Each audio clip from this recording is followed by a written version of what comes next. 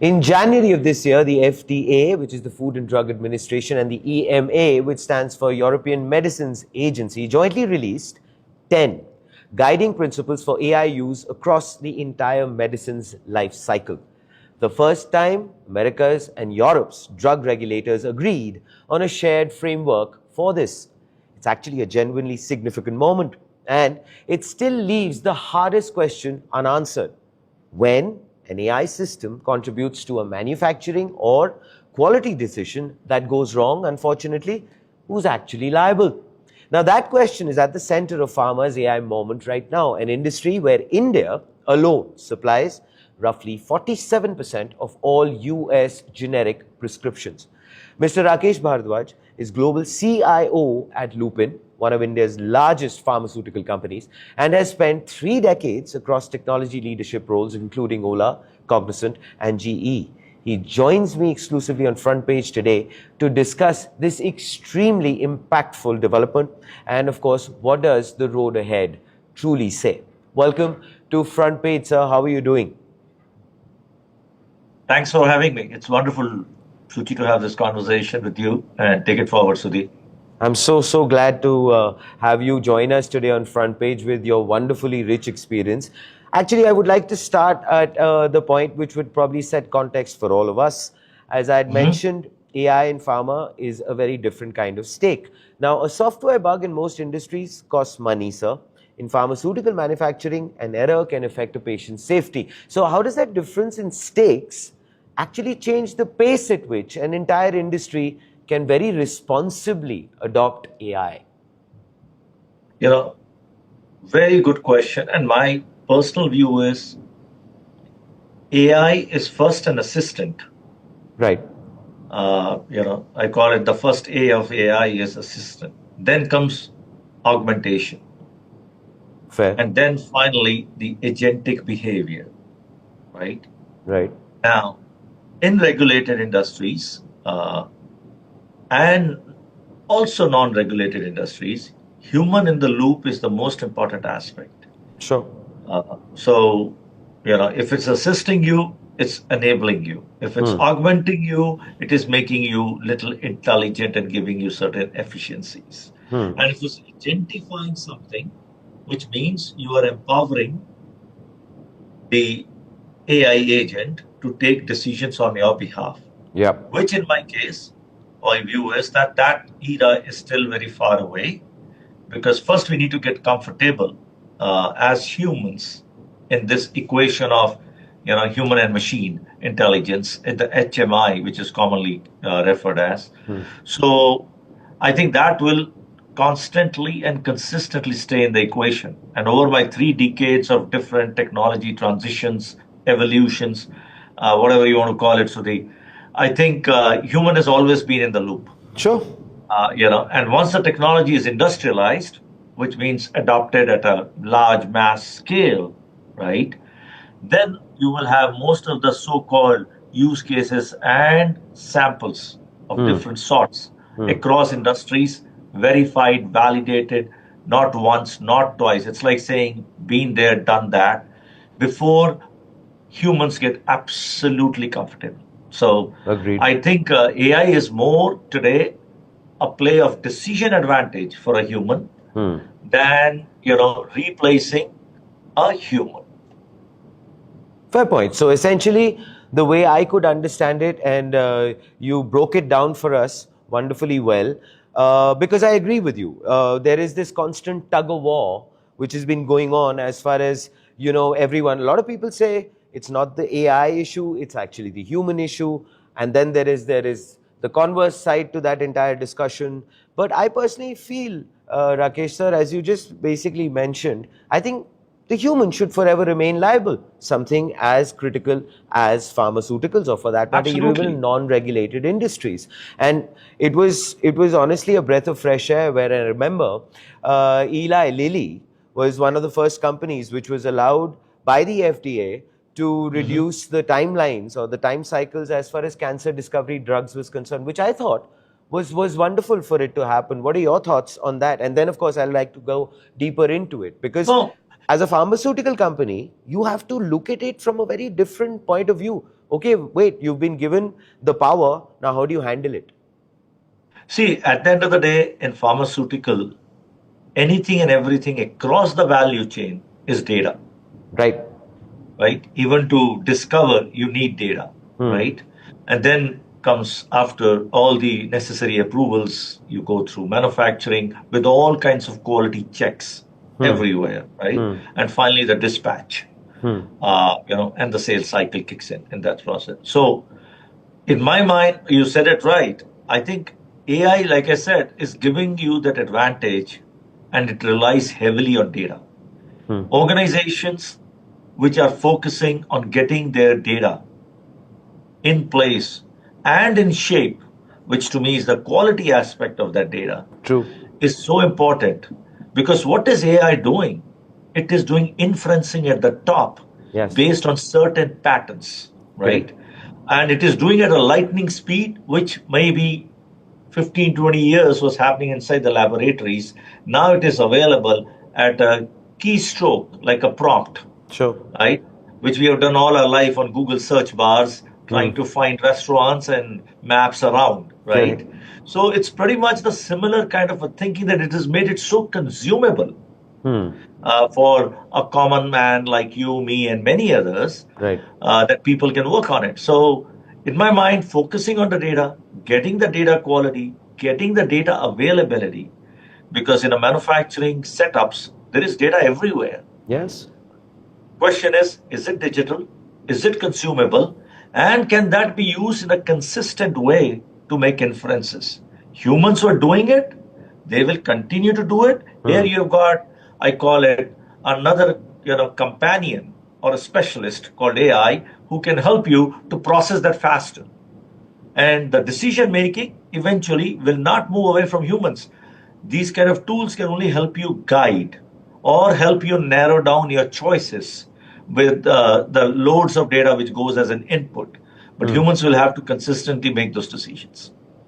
No, and I fully agree with you, Rakesh sir, to be honest. And I think, but again, I'd just like to very quickly ask you, do you feel that the industry at some level or the other has come to that realization that, wait a minute, this is not a magic wand. This is just essentially a tool that is only going to help me accelerate my overall work, etc. But whatever I'm putting into it, I am responsible and liable for doing it, because a lot of people tend to kind of, shy away from the entire understanding of saying that, wait a minute, AI is this wonderful Ramban of sorts.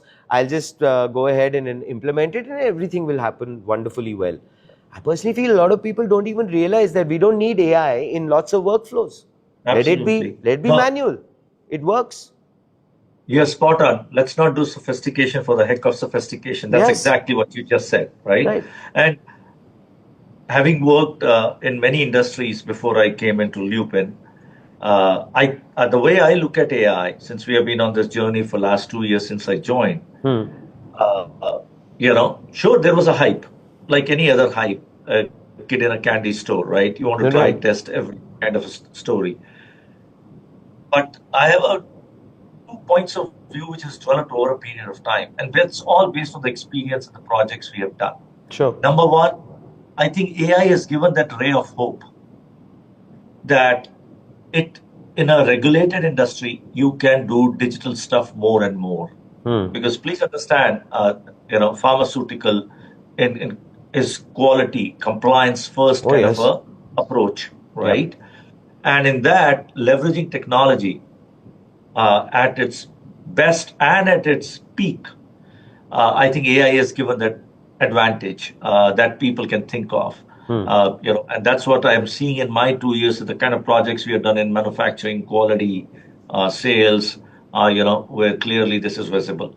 The second, there has also been a realization that this is as good as the data lying under it. Right. And we have to be more digital. We have to make sure that the way data talks between different pieces of the process has commonality, and also there is a standard of quality. Because below that, you will get all kind of drifts, outcomes, or hallucination, like we talk about it. right? Because your data is not consistently giving you that as a standard. Hmm. So that is my personal view. And I think when I talk to my peers in the industry or outside, everybody is looking at this to be helping the teams or the organizational aspects to get more smarter, efficient, Hmm. both as an individual and as an operations. I have a new view which of late has been developing as a corporate professional. If you look at our typical day, Right. it's a bundle of many things, Sure. right? From the meetings, starting at say 9 a.m. and then 10 a.m. and then you go into a strategy discussion, from a review meeting to a financial discussion, different kind of meetings. Sure.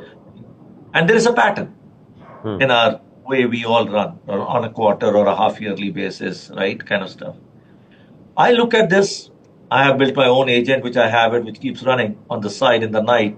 And in the morning I get a daily digest, which I need to focus on beautifully. I've started seeing this as it is helping me unbundle certain things Fair. and manage it for me or guide me for it, Fair. right? Which otherwise you will be reading through it, inferring through it. So based on all the context which exists around me, not just limited to the role I perform, but as an organization, it helps me to give me a what I call a meaningful response. And then it's on to me to act. Fair That's point. the human aspect, right? It helps me to act on it, and that's beautiful. Because certain places you need, like simple things I have done, right? What's the priorities of this week? I put my agent to say, tell me what are the 5 things I should focus. I can't drop the ball. What I need to think next month, because there are long-term meetings also as executives and the leadership you Sure. have, right? So all that kind of stuff. That's why I call it this beautiful assistant or an augmentator at this point in time, because it's helping you to unbundle, manage few things, give you that capacity back so that you can do bigger and better things. That's the way I Wonderful. look at it, Sudhi. Fair point, and it's actually quite heartening to hear from you, sir, that the overall ecosystem, your peers, as you mentioned, everyone seems to be quite mindful of this now, and everyone is Absolutely. realizing this, which is genuinely, I feel, progress in a big way. Absolutely. And the fact Absolutely. that moving forward, I think that is the kind of maturity one looks at. Also, just very quickly, I wanted to ask you this. In terms of your assistant, as far as you just mentioned. So for this week, was the highlight this conversation? Just checking. I couldn't let it go. But anyway, very quickly, before I get into the regulation aspects of things in terms of what I'd mentioned earlier, as far as the FDA and EMA is concerned, but very quickly before that, it's nice that the very senior management like yourself is realizing it and using it correctly, which I believe will then percolate wonderfully well down the organization. Absolutely. Makes sense. What is your reply to, let's say, an investor? What is your reply to people who are, every quarter, etc., asking questions? Because I'm pretty sure that's also another thing which has been happening quite regularly, Rakesh sir, where they say, "Arey, usne AI implement kar liya, aapne kyun nahi kiya?" Things like that. No, so I think, see, every organization has its own journey. Uh, and journey is not limited just to technology or AI. It's even the operating models evolve, business models evolve, right? So every company follows a path. And for last 2 years, like I said, because I still remember October 2022, sorry, 24, I should say. That's when ChatGPT went Yes.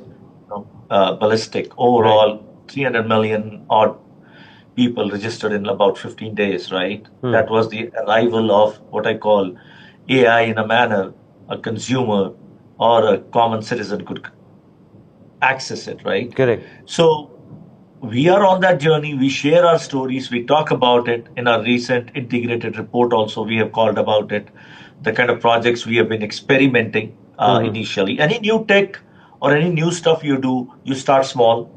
I always call it's a controlled experiment. Fair. Because you want the likelihood of success and the learnings to be side by side, so that you know that when you scale, what are the things to consider, right?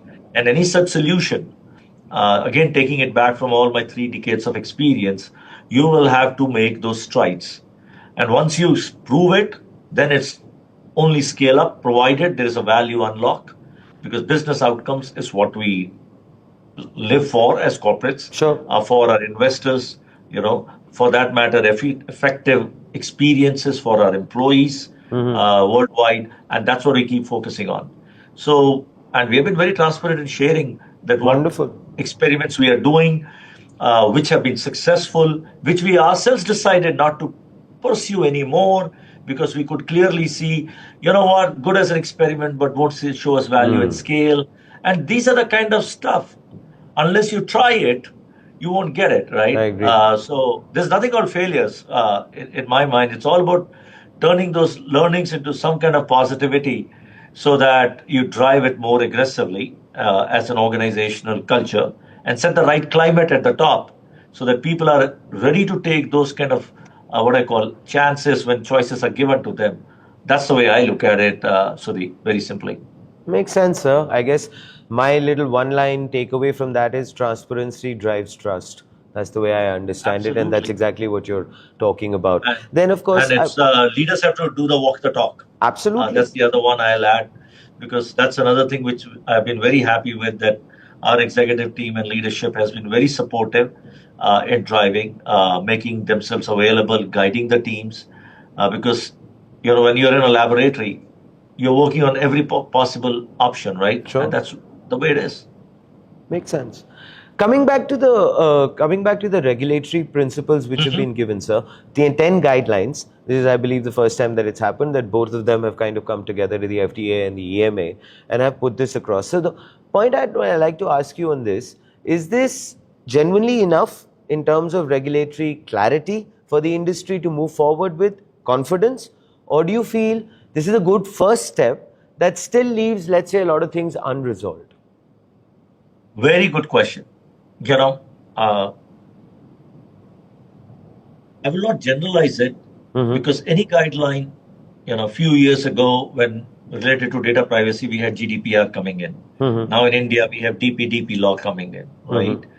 All these are meant for a purpose of what I call clean practices, right? Fair. And making sure that you have defect-free outcomes when you are delivering that to your end customers or consumers, right? Whatever services they are or whatever products they are.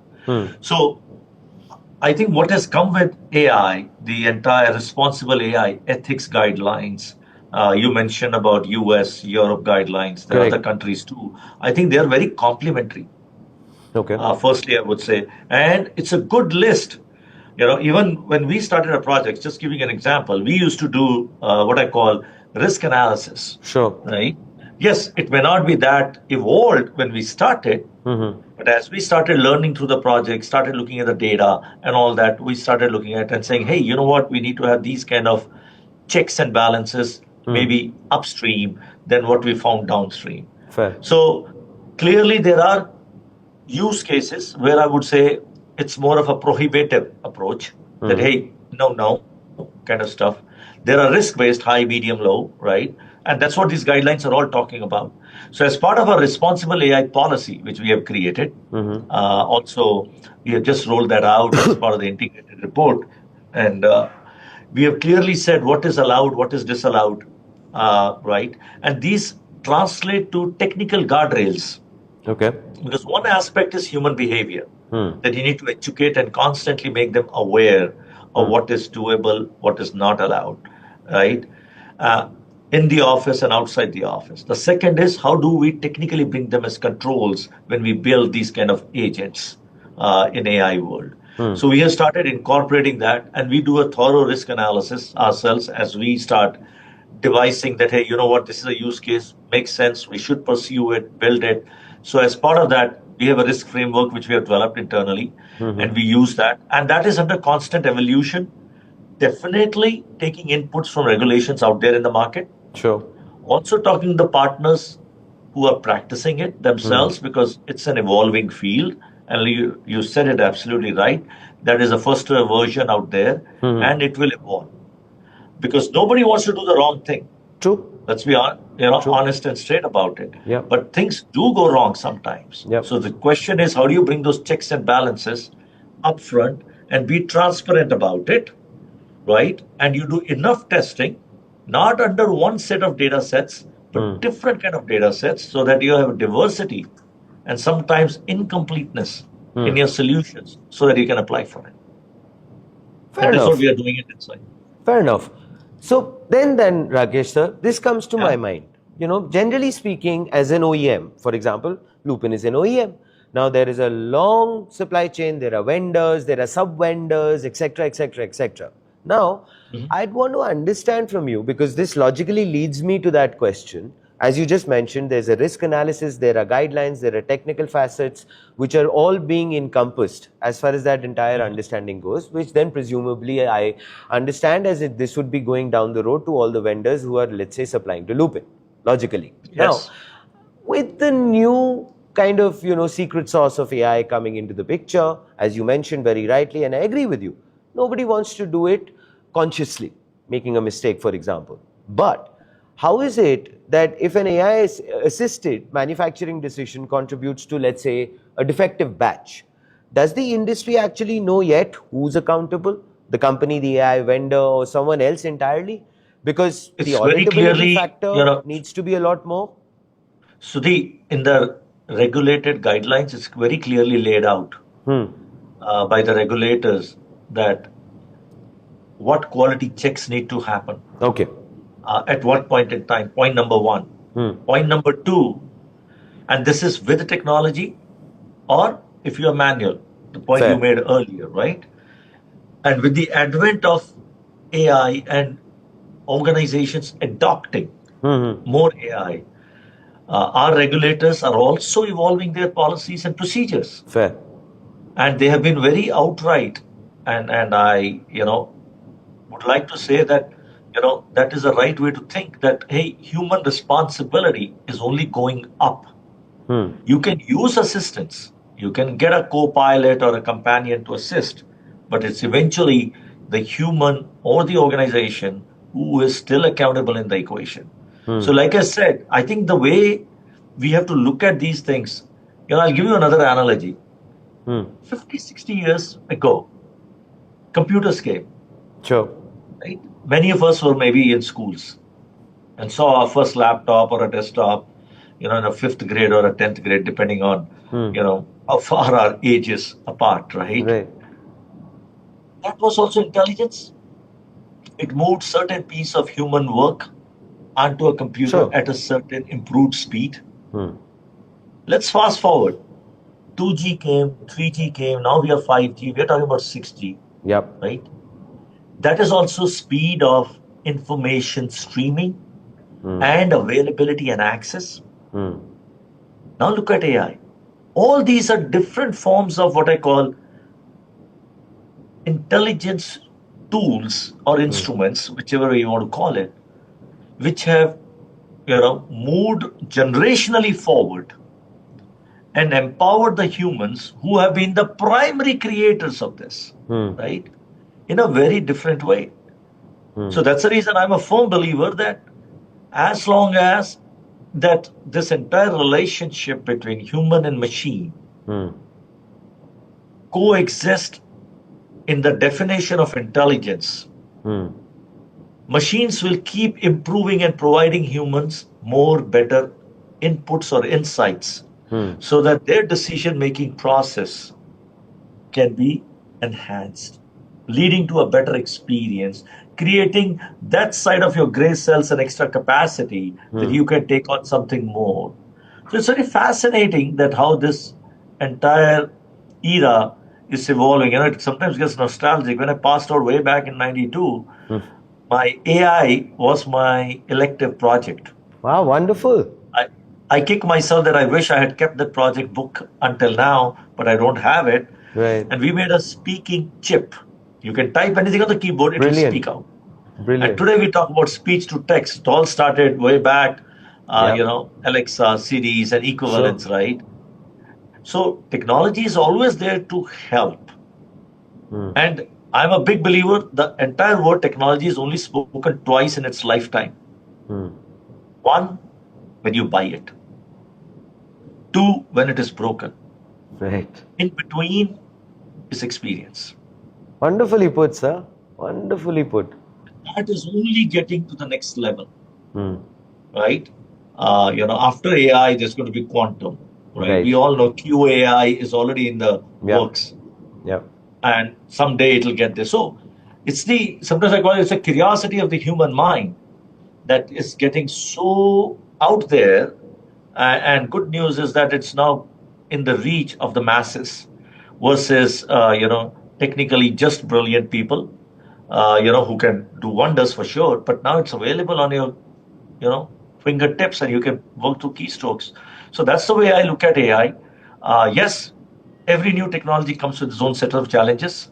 One has True. to take care of it, one has to work through it. And that's the reason those experiments, that's the reason why those learnings, and it's an iterative process. Fair point. And the industry you work in, you have to absolutely be sure that you honor 100% without any compromise the commitments of being what you are. Because at the end of the day, any brand is a promise, right? That's true. So you have to make sure that you do that. And in pharma, we have that extra bit of responsibility when we Yep. look at our purpose, which we keep talking about transforming human lives, right? And healing as an aspect of it. So that's what our mantra is, and we stay completely connected to that. Wonderfully put, by the way. I love that bit about when you buy it, it's broken, the rest is experience. So in the emotion of being philosophical, I just want to say this as far as AI is concerned. This is my philosophy. In the breakneck speed of technology, let us not forget our intelligence. That's my thought. Absolutely. You're absolutely right. Yeah.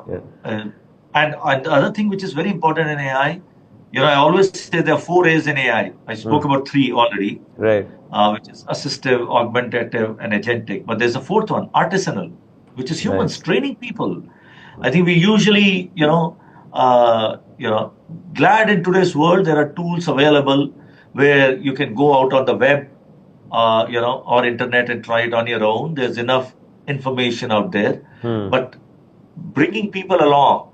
And one thing I'm a big believer of, if we solve first what is in for me, Yep. which means I get better, I get effective, I will Right. make my team effective.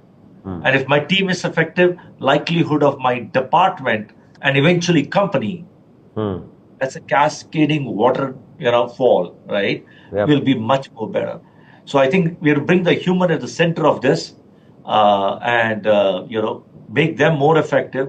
Yes, change management is an exercise, True. always, for humans, and that's what we need to build processes and relook at the operating models and let people play with it. Sometimes build those sandboxes, let them try it. It's like controlled way of looking at it. You learn from it, and then you start adopting. That's human. That's how we started way back in kindergarten, right? Fair So that's the point. way you keep Yeah. enabling them. I agree. Fair point. So, a little more about the Yeah. policy I wanted you to probably shed light on. Now, and this is, of course, for the benefit of all the people who are watching. The EU AI Act's high risk obligations are phasing in this very month. Now, while the FDA has signaled a more permissive direction, cutting dozens of existing guidances. So, for a global pharma company like yourself, operating in both markets, does that kind of, divide or divergence create a genuine compliance headache, or is it manageable? No, it's so. Let me put it this way. Countries, regions, and this is my view of how we should adopt a policy. Since a company like Lupin, which works globally, in 100 plus countries, regions have their own set of rules or law of the land in which the business is to be done. I think we need to. The approach should be that we should be culminating that and bringing up an umbrella policy of how we are going to interpret and adopt through our own processes and operating procedures.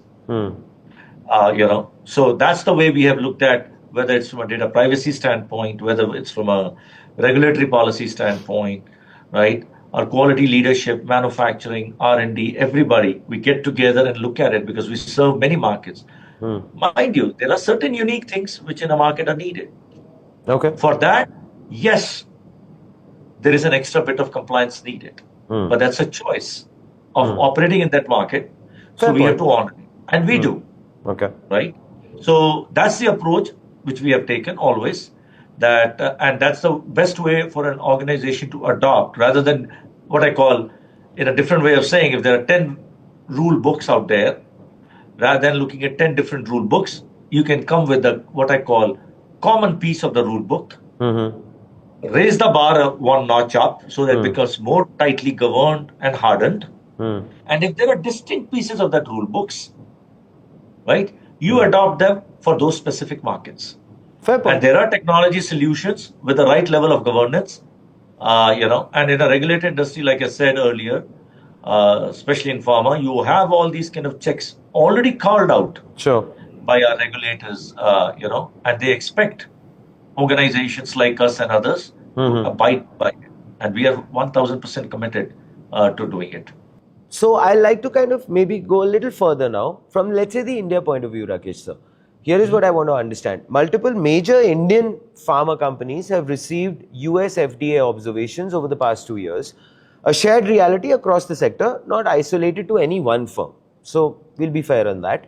Can AI genuinely help an entire industry, sir, reduce this pattern? Or is that promise still unproven anywhere at meaningful scale?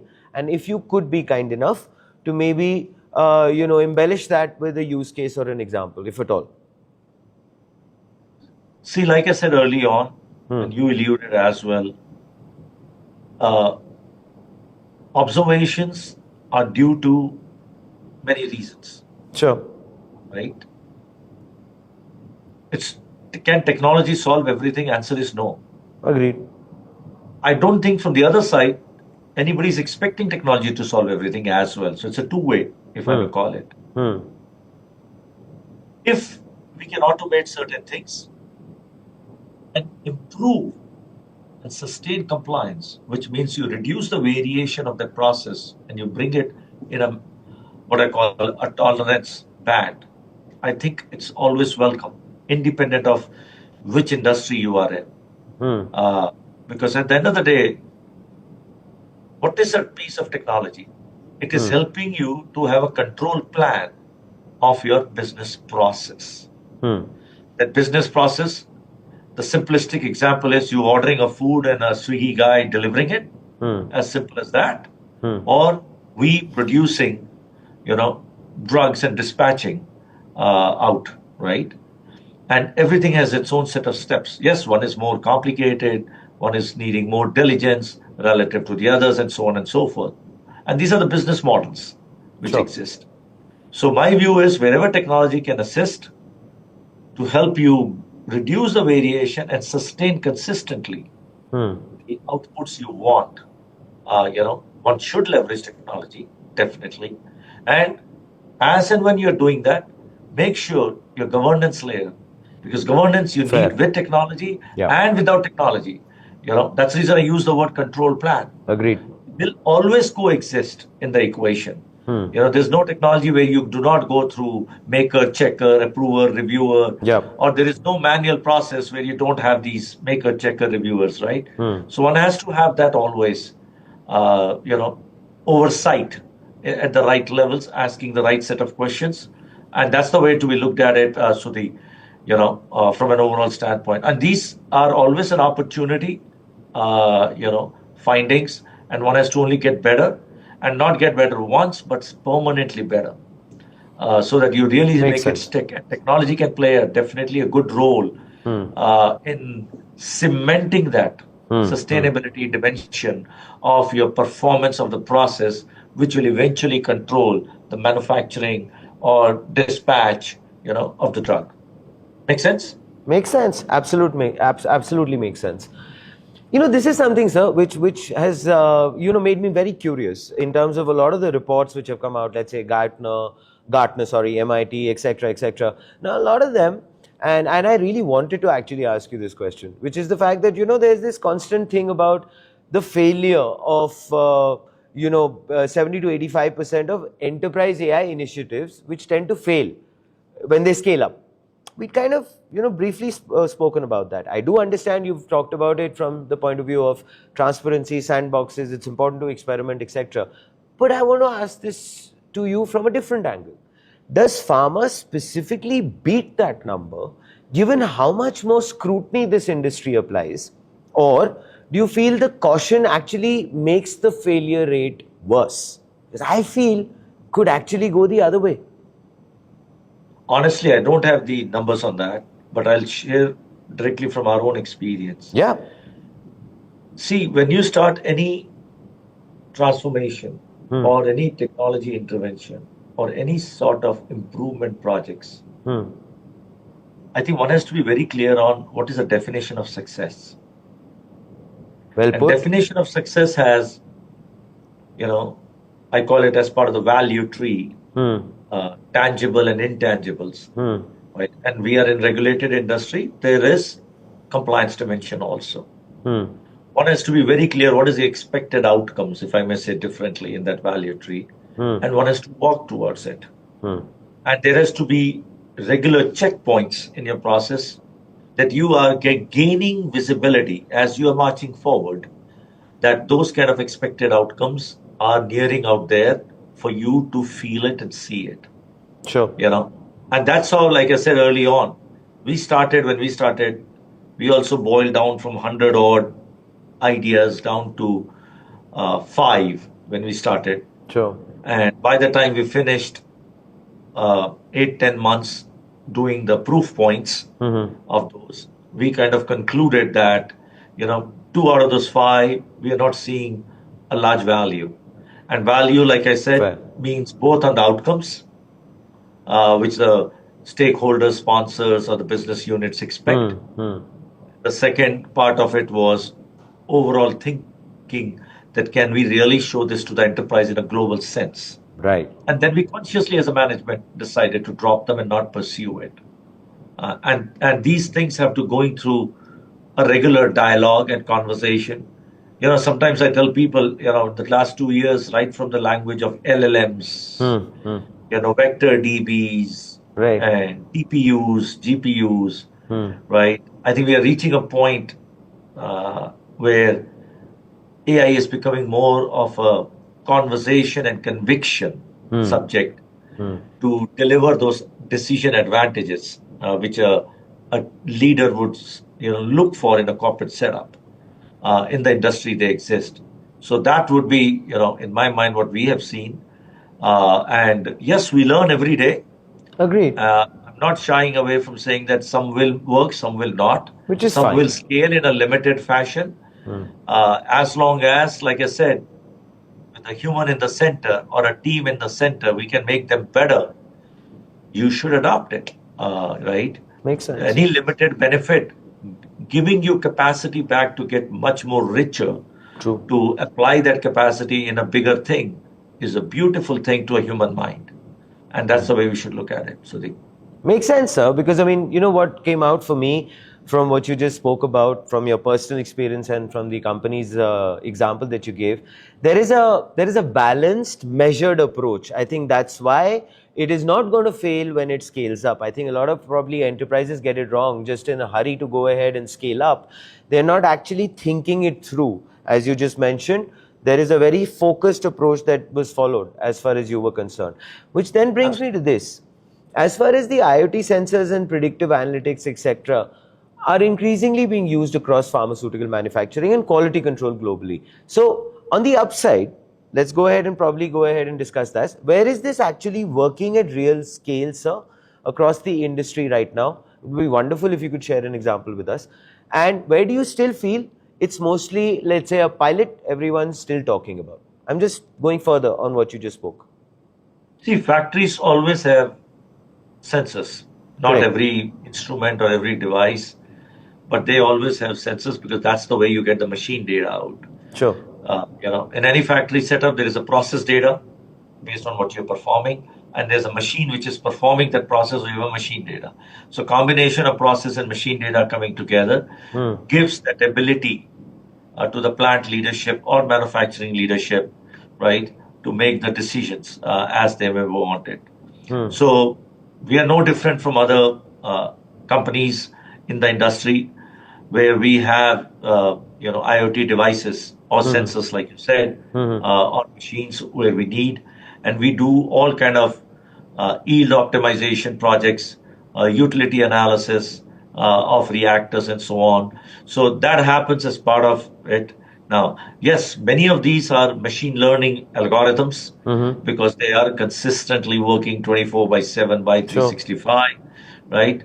Rather than a pure generative AI kind of use cases. But the beauty is, once you have that machine learning algorithms working at the back end, you can use generative AI technology to do summarizations, right? Fair. All that kind of stuff for a common individual to make those inferences and bring different probes in a factory setup, right from machine uptime to availability of my reactors and so on. So we are doing that in few of our manufacturing sites very successfully.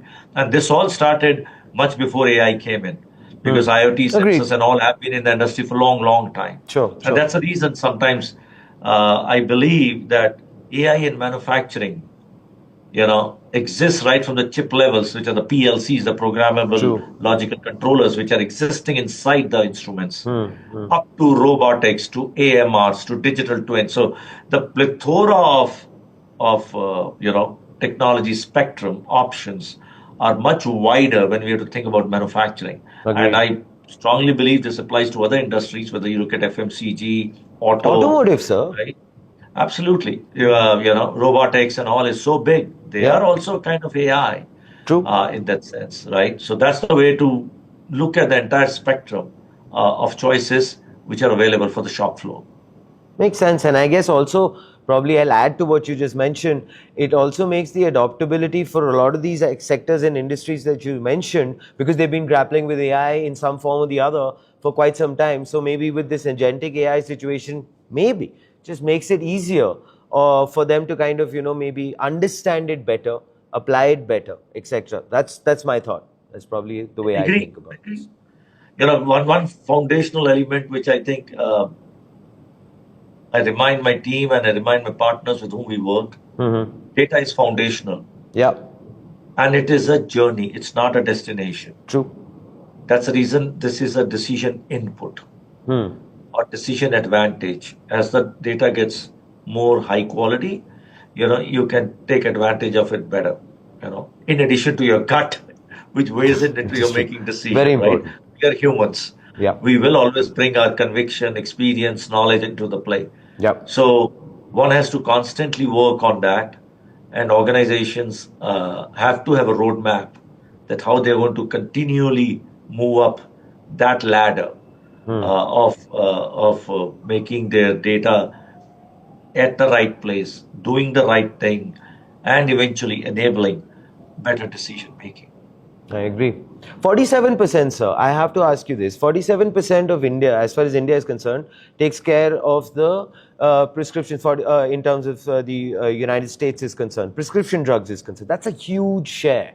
Now, I want to understand from you. You had mentioned earlier, and I was kind of, it was a takeaway for me, that every industry, especially let's say a Lupin as a company, has a promise which it has to, in some way or the other, maintain throughout consistently. Very important. Now, given that entire onus of responsibility on the pharma industry and that number, how do you feel about this? What does India's outsized role in the supply chain mean for how carefully the whole industry needs to get AI right? Because I'm trying to quantify it. See, supply chain is a very important backbone in the manufacturing sector. Right from raw material sourcing to having the finished good shipped out, logistics side of the house, and eventually, wherever you are landing it. So that entire piece is a very critical backbone. And given the world we all live in, which is complex, unpredictable, and getting more complex by the day, I think having a supply chain resiliency right, in the overall true sense, is becoming more and more relevant and important. And I think it will stay like that for a while. Fair. And it's very important that we get to know our suppliers.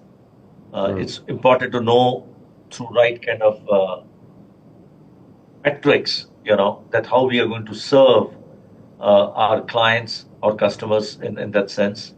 So clearly, I see that this particular piece has to be in the center and middle, because it all starts with demand planning on one side, Sure. which gives you the overall feel of what we want to put it out there, and then having the entire resource planning mapping to it, including your factories, right? So that we can dispatch right stuff at the right place, and our failure rates are much lower in delivering the goods. When I talk about that aspect, so this is going to be key, and this continues to be key. I know many organizations, including us, we have been talking about establishing right level of control towers, so that we have end-to-end visibility, right? Sure. It's like your own radar system, for lack of a better word, Right. where you get a full kind of visibility, especially on critical aspects, which makes the entire raw material sourcing up to logistics delivery, transparent and visible. So that's the way we have been thinking about it. Focusing on what I call early alerts Fair. in supply chain is a very key aspect, True. independent of which kind of business you are in. Secondly, is once you get those early alerts, clearly orchestrating how you're going to maintain the fulfillment standards which you're committed to, right? I think is the another big one. But early alert is one aspect of it.